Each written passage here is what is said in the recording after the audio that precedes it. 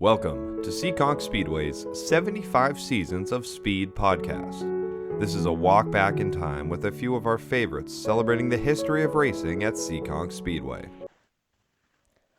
Hello, everybody, and welcome to a new podcast series here from Seekonk Speedway, celebrating 75 years of racing action down at Seekonk. We'll be talking to some legends, different drivers, people who have had a huge impact on the track and the community, and getting some stories and some really good and deep information from these different drivers, personalities, whoever it may be. I'm Doug Sheehan alongside Kevin Boucher, and on the line right now is our very first guest of this series, Mr. RA Silvia. RA, how you doing?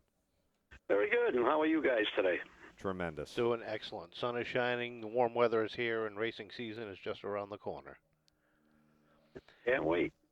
I want to start off, RA, our official historian here at Seekonk Speedway, and your history with Seekonk goes back a long way.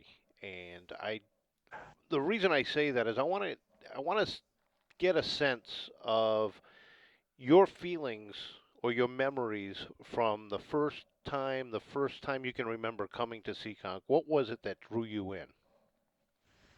Well, my father was always interested in racing, and I was born in 1940, and of course the war put a stop to everything. So as soon as activities were open up again in the mid to late summer of 45, I lived in Tiverton at the time, and I was 5 years old when I saw my first race.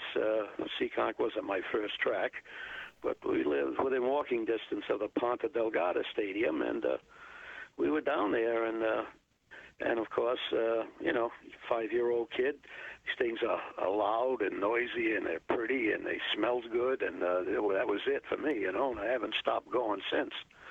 And soon after that winter, Seekonk opened up, and of course we got up there, and in later years, as Kevin just learned recently, we saw how deeply ingrained Mr. Vendetti was, having raced a sprint car before the war, which I was aware of in my later years' historical research, and you could see the logical connection. Of course, he always had a mechanical bent or messing around with all sorts of machinery and things, really a brilliant man.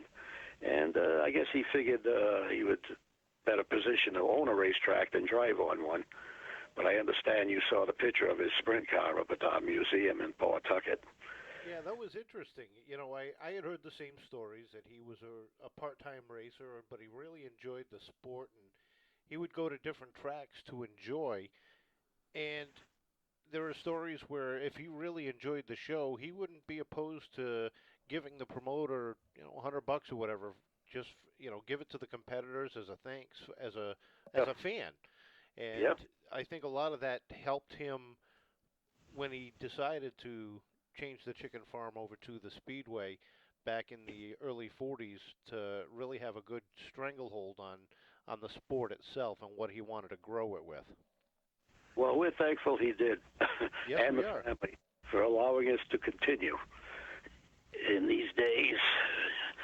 So, my father told me we're new track opening up the road. I was still 5 years old. What did I know? Somewhere on the way to Providence, So I remember going there, and big crowd, as I recall, and again, the same cars, the midgets, but that was pretty much all that were around here at the time. Stock cars hadn't appeared as yet. And we were going up to, shortly after Seekonk, we started going to Thompson, and it was just sprint cars and midgets, and Lonsdale opened a year after Seekonk, and that was a big thing for the stock cars. But I remember some snippets of it in my mind. But I do have my ticket stub from the first race, and my father and mother's were in their artifacts after they passed, so I inherited those. And I guess I did it a little before, because when my dad passed, I took his ticket stub and put it in his suit in the coffin, not to be macabre about it, but I figured he might run into Anthony up there, and they'd want to make sure he was going to be able to get near him, show him his ticket stub. And I didn't realize at the time, I saved a few things I bought at the Ponta, a couple of pitches, But there was a special program when Seekonk opened, a real oversized thing, really large. I didn't even, for some reason, I don't know, maybe my father didn't want to give me a quarter or whatever for it, but I don't remember it. But I learned of its existence, and in later years I managed to find a couple of them. And I did give one to Adrian, and I got one for myself. So I knew I was there. And the other thing I remember being a young kid, sitting on the front straightaway stands, much as they are today, and not many people remember because they were getting old. Across the street was actually it was called the Providence Airport. It was a grass landing strip. And as if you were standing on the track property looking across the street, there was just a line of hangars to the right of that field, just adjacent to where the coffee shop is now, down to the tree line, down and back. And I remember these Piper Cubs would come in for a landing, and they were, really looked like they were going to crash into the stands. And depending on the winds, they were kind of floating and drifting and fluttering right over your head, over Route 6, and drop down into the grass strip. That had to be an exciting sight anyway, to see it was coming in. Yeah. And that was pretty much the first year. My father worked kind of rotating shifts and crazy shifts, so we didn't go regularly. And kind of not a recurring theme, but the first feature race, there was a dispute over the winner. The obvious leader at the time was supposedly spewing some sort of liquid, and he got the black flag, and he courteously waved back to the starter with one finger, for many, many laps. And it was a big brouhaha for a week, and it settled down, and eventually Anthony, being the wise man that he was, he gave them both first place money, the two participants. And there was another slight bone of contention, a local dog breeder who, I forget the breed, but it was, it wasn't a mongrel, it was a high-dollar dog, and I forget which driver he really wanted that dog. I think that might have been, the money might have been secondary, but and he ended up getting it. And the only reason I know for sure, because I obtained somewhere a photo of the owner of the breeding thing awarding the dog to the man on a weekday, right on the start-finish line, and there was not another human being in sight, because it was just like a Tuesday afternoon at the daytime, and here you go, So there you go. That's an interesting promotion, though. Dog breeder offering up a dog for adoption, if you will, to the winner. Now something like that is, I've never heard that one before, and I've heard a lot of different stories from you. That's a first for me. I like that story. Yeah. They did the same thing around that same time in the 40s at Westboro. They had what they called a Customers Classic, and they invited spectators to bring an award to give to the winner of such and such a race. And the same guy that got the dog, he won a pig up there, up at Westboro. Yeah. And I'm sure that pig he didn't make it through the winter, I bet, because it was near the end of the year. He might have been some special meal over the winter. A little pork chop, a little bacon, yeah. Can't go wrong there. So the midgets held sway there until 46, 47, 48, and 49 things started to change a little bit. But 47 was a bad year in Seekonk, as many people that study this know. There was the only fatalities there were three midget drivers.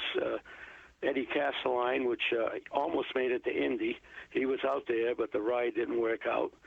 And actually, I believe it was that year. And Frank Hanley from Pawtucket, and the third fatality, which kind of cut the season short the night of that race. It was a very good friend of Anthony's, Fernando Facenda from East Providence, and that hit Anthony pretty hard, and they pulled the plug for that year. Now, if I'm not mistaken, about that time didn't the town or the state intervene and look at possibly shutting the track down at that time because of those three fatalities? At the point after two, they were getting a little antsy, and they were investigating it, and it was, the government was looking in, and saying the track's unsafe, and the midget guys, it was probably among the faster of the tracks that existed at that time. Lonsdale wasn't around yet, wasn't in full swing, but they did a little widening of it and a little minor things, and the midget guys were kind of happy with it generally, but it was just, you know how things go. A thing comes up and everybody jumps on the political bandwagon. Or, unfortunately, they didn't have Facebook in those days because that'd probably still be boiling over, you know. Possibly. You know, Yeah. the more things change, the more they stay the same sometimes. Yeah. So in 48, there was that was the end, pretty much nearing the end of the midget boom. There was oversaturation. There was like, you've probably heard many times, you could race every night of the week and twice on Sundays in the midgets. And it started getting technologically developing, like the modifieds, and you had to win. You had to have the certain setup, and all of a sudden, this setup is getting more expensive, and pretty soon everybody's got the same setup, and it led to many boring parades, you know. So there was squabbling between the original racing circuit was the Bay State Midget Racing Association, and due to some of this controversy or whatever, or arguments, another group formed, the United Car Owners, and they split. And they had two circuits going in New England, and they had like 5 to 6 races a week for each. But it just diluted the field of cars and the talent, you know, where do the good drivers go? That's where I want to go, you know, and it hurt the other tracks. But there were enough tracks around at that time that they could. So they were on. It looked like the handwriting was on the wall. And on Armistice Day in 1948, November 11th, they had the first stock car race at Seekonk. They had one around at Lonsdale before that, and it was. There were a few cars being built locally. As I said, they had the Stirring, the Lonsdale and Thompson had some early in 48.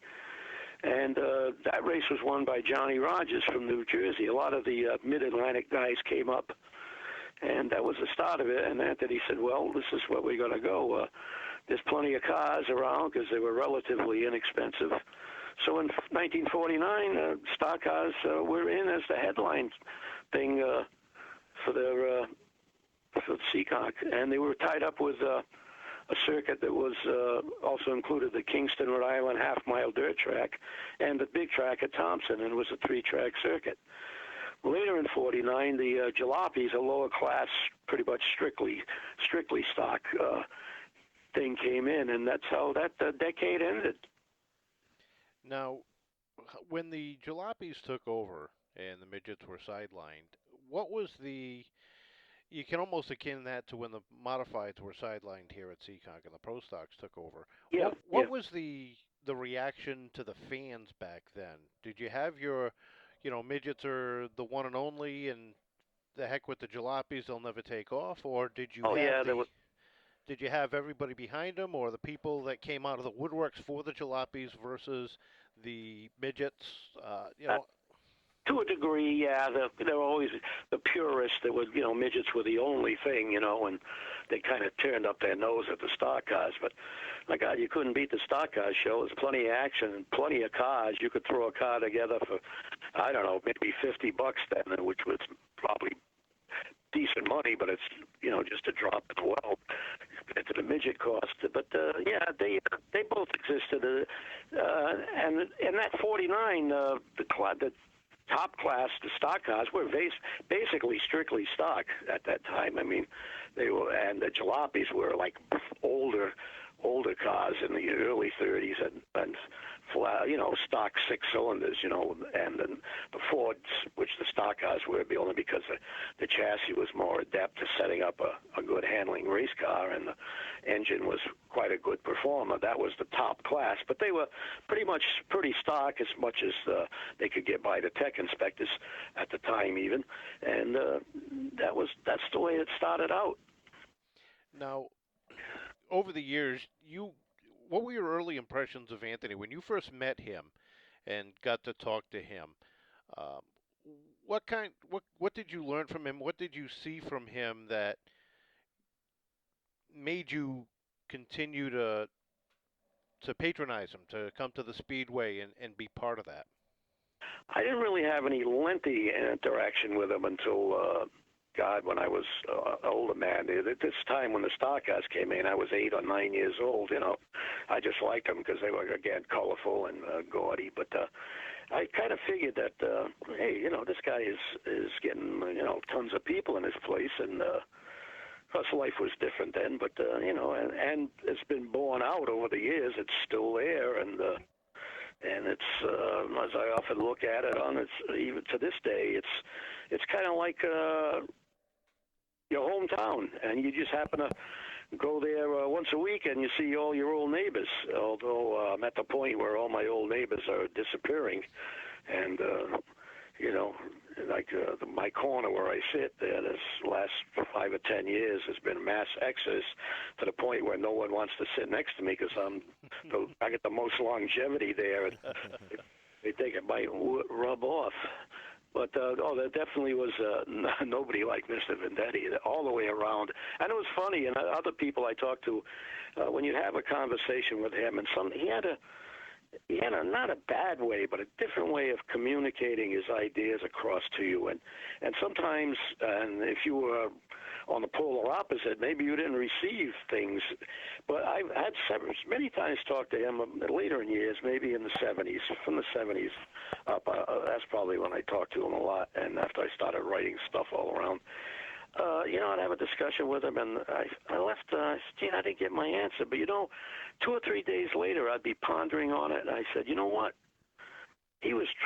What he said was right. He just had a roundabout way of transmitting it to me, and I had to kind of think about it and decipher the code, if you will. And he was more often right than not. And we had one serious dispute vocally when I was writing something, and he was absolutely right. I just interviewed one of the competitors who happened to be a neighbor of mine at that time, and I did not have the common sense to go to Mr. Vendetti and said, I'm going to talk to somebody, and this was what he felt, and he get Anthony's thing. And so he took umbrage with that, and I had to agree with him that he was right. I did not do it properly. So he was fair, and, the place has been going like gangbusters for years. So, well, how people that come there the first time and they say they've heard about it and they love it from other parts of the country, and they can see why, in view of all the obstacles, political and financial over the years and general do-goodness, that the place keeps on going because it had a hell of a good foundation. Now, being a historian, and it's not only here at Seekonk, but throughout southern New England, you've been around a lot of different racetracks. Yeah. What is it about Seekonk that has made it one of the few tracks to stand the test of time? Well, generally it's in a good location, as you know, between Providence, Fall River. Good metro area. There's a lot of people. You're going to get a certain percentage of people that are interested in racing. So if you start off with, kind of basically more people, well, might end up with more interest. And he's always been fair. He's been innovative. Always paid well, better than the average track. Even in later years, he put some other people to shame with the money he would pay in, and guys would come down from upstate New York back in the NASCAR days. All the top runners were here. My God, Cook and Evans and Lou Lazaro and all of those guys that you read about, dirt guys and everything. They all wanted to come here, and he's been fair, and a track is racy. It's kind of different, people come in there first time and say, "Where's the straightaway?" Yeah, as you've probably heard, and but it's the kind of thing you get the car handling, and you can like the old rock on a string theory. You just keep going round and round. Now, I drove a few years, and I don't know how those guys with the real fast cars did. I only drove a Class B in early '60s, and first time I went out there, I was whoa, this is crazy. And I'm sure you know, Kevin and Doug. It's one thing looking at the races from the grandstands in, but it's another thing when you're on the track. You hear fans say, "Why do you do that? What's going on?" Well, you want to go out there and take a ride with somebody at speed, and you see it's not exactly like you're sitting in your recliner in the living room, Now, the first time you went out on the track, did you have butterflies, or were you nervous? What was the feeling? I don't remember, but I know the first time I had to pull out of a race, drove into the infield off two. There was a minor problem with the car, and I didn't have the proper all-out crazy mental attitude like I always thought of A.J. Foyt. He would probably pick the car up and carry it across the finish line if he had to win, you know. If I had a little problem, I said, well, let's not magnify it. But I pulled in the infield, and I got out of the car, and I stood there, and I said, these guys are flying. Had never having been in an infield before when the cars were running, and how the hell is Johnny Mercury and those guys standing on the edge of the track? I got back in the car. At least I had, you know, some roll bars and the door between me. But you get used to it, and it's kind of hard to explain. Like I say, you got to try it if you get the opportunity. Well, you know, and I'm going to agree with you 100%. I've never raced on the track, but I've been in the infield. I've been on the track, and it is definitely a different feeling. And Doug, you know, being down there, your first year this year, what were your thoughts? You know, being down that way and seeing it for the first time. Oh, it was unbelievable. I guess technically I got to drive on the track during the employee drag racing, and I'm ready to go for the second year because I was caught off guard with how much speed you could carry through the corner and how wide the actual track is. It's one of those things where, you know, they say the same thing about Bristol and Daytona, the idea that you see it, but you don't really understand it until you're on the track. And that was the same thing with Seekonk, because watching over from the tower looked like, you know, an interesting track for sure, but once you get closer, even doing the post-race interviews on the track, you really start to see it, and then you drive on it, like RA mentioned, and it's just a whole different animal. And it's such a unique and really interesting track that you don't see. Now, RA, you mentioned something a little bit earlier. You know, back in I think it was 47 or 48 when he had to reconfigure the track after the three fatalities. Now, being around that long, you've seen the track change configuration a couple of different times. The last time in '77 when he widened it. Yeah. How has the racing itself changed? And I'm not talking car-wise. I'm talking competition-wise and racing-wise. How has the competition changed through the different configurations? Well, the groove has moved around. Actually, I've heard somebody, I wasn't the first one to think of this, but when they widen the track, finish widening it, it ineffectively shortens straightaways. If you think about that, because when you come out of two, now you run them way up high like an arc, a long dragged out arc, where when the track was narrower, you come out of two and you couldn't really run up as high, so you end up maybe a matter of 50 or 60 feet, but it was longer. You don't have a discernible straightaway anymore. You look at an aerial view of the track and you see the groove where it's, you know, where the cars are running and the rubber's down there, and it's almost a perfect circle. I saw one in Mahoning Valley recently, and it's pretty much the same deal. And Mark Hudson went down there last year on an off night, and he ran well there. Maybe it was the Seekonk training that helped him. Yeah, quite possibly. When you think about the side-by-side racing from back then, let's say 60s, and then into the 70s, and then when the track configuration, was the side-by-side racing a little better, a little worse, or just different? Well, it's probably different and maybe a bit harder to maintain a side-by-side situation nowadays. Back in the 60s, there was a lot of side-by-side. The cars were pretty much evenly balanced, and they weren't going as fast, and the rubber wasn't as wide, but they did handle relatively well for what they had in the flathead days, which was a pretty much a pinnacle of the early part of the track's history as far as number of competitors and cars. And God, they would get 24 cars. You had to work your butt off to get in the feature. It was a problem that you don't have nowadays. You're very grateful when you get a 24-car field. Yeah. Thinking back to the earlier years, who were some of the heroes that you had, the drivers that you made sure that you paid attention to when they were out on the track? Well, in the midget days, there were a few that I carried over from Tiverton. There was Oscar Ridlett, who was one of the disputes of the first race thing. He was the guy that was in the lead and was waving at the starter. He was a colorful old showman. He raced sprint cars, too, before the war at the same time as Anthony. and he got into midgets after the war. He ended up being a promoter. He promoted Ponta for a while. He lived up in Boston, but he ended up running Pines and Hudson. He was a colorful guy in the midgets, and there's a few others. Sammy Bruno, he was no big winner or anything. I just know I liked him. He was from North Providence, and he got hurt pretty badly at Dracut, which kind of put an end to his career.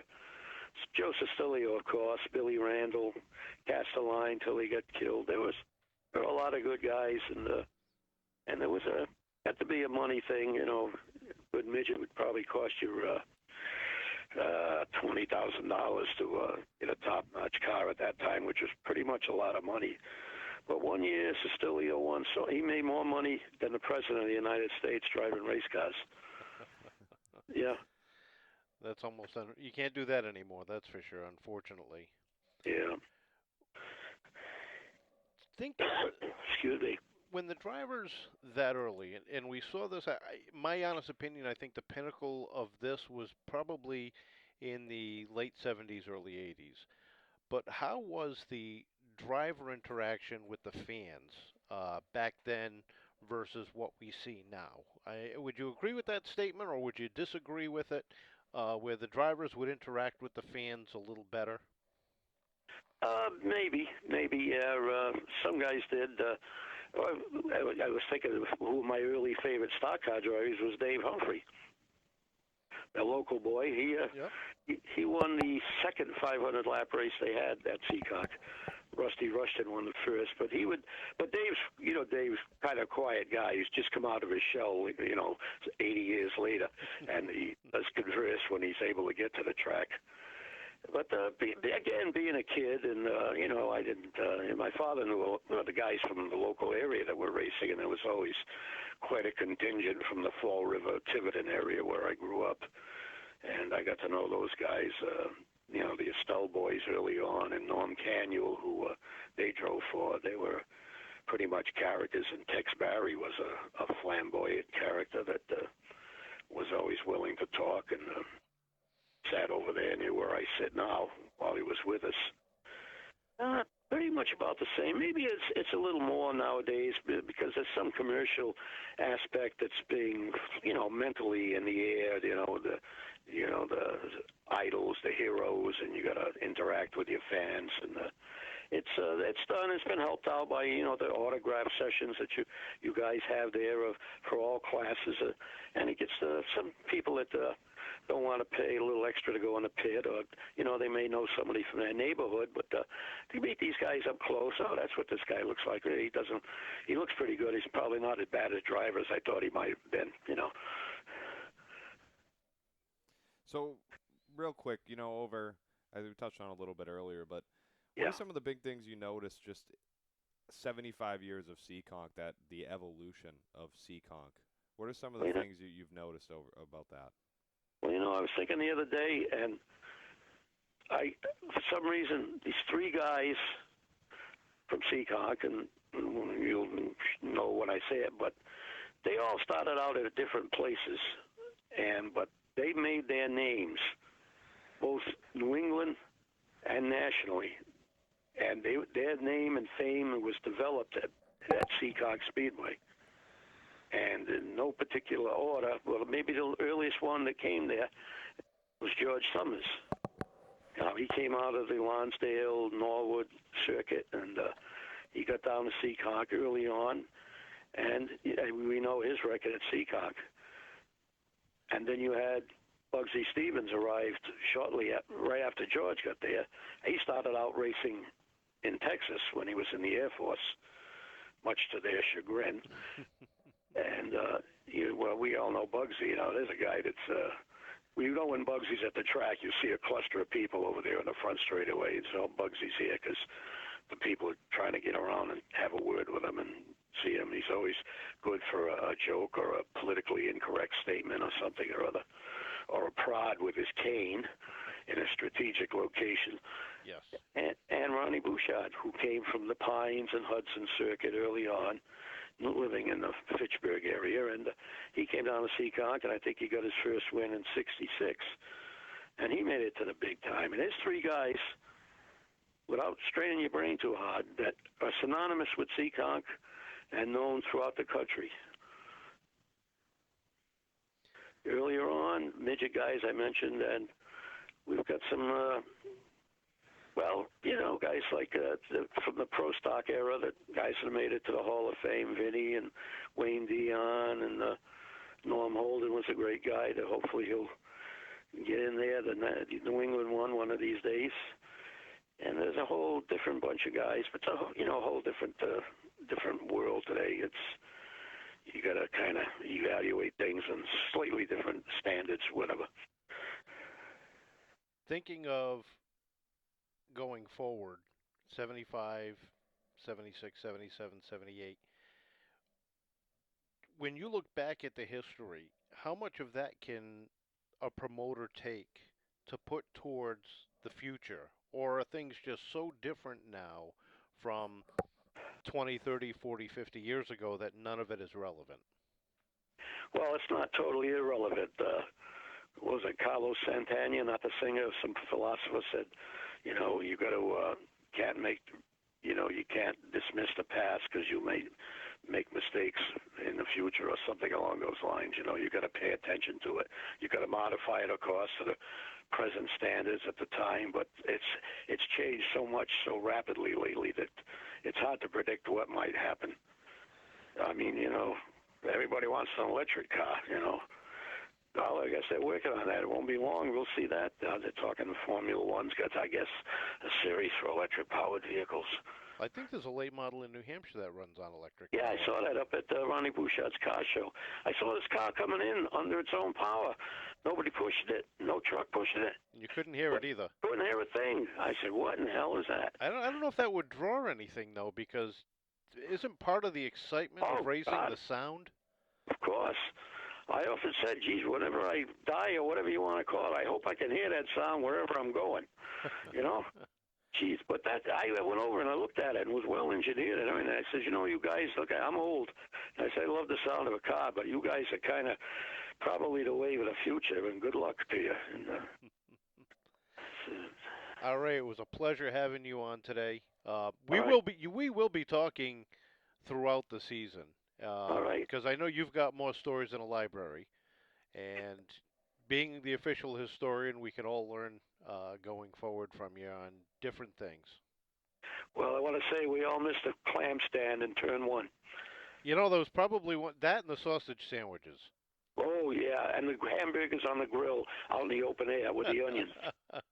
Whenever I think of the clam stand, I remember a dispute in the pits, Flathead days, and it was Bobby Sprague, who was not known as a very politically correct guy, and he told the guy, screw with me, but he used stronger language, and you're going to find yourself in the clam stand on turn one. Now, you mentioned that. Just another quick question. All the years that you've been going to Seekonk, and I know it's happened once, where a car has gone over the wall and into the stands, and that was, of course, Billy Clark and his Crosley way back when. Yeah. Other than that one occurrence, has something like that ever happened? At Seekonk? Yes. Not to my knowledge. There was a picture on the front of Illustrated Speedway News in 1954. Guy from Providence in a bomber, old 30s Mopar. He got it up on the nose and leaned up against the chain link. And fortunately, the chain link and the chicken wire above it or whatever held, because I was sat right there, and I didn't make the picture because I went up right to the fence and I was checking out the drive shaft and the gas tank and everything, and I'm standing behind it in that photo. But there's been guys on top of the fence, the cement, and only by the grace of God that nobody got in there, because that could be a serious situation. Yeah. All right. Thank you very much for your time today. Right. We'll be talking again. We'll have more questions, and I'm sure you'll have more stories. Okay. Thank you.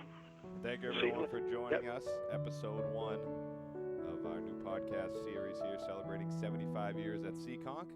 And we'll hear back from you in episode 2.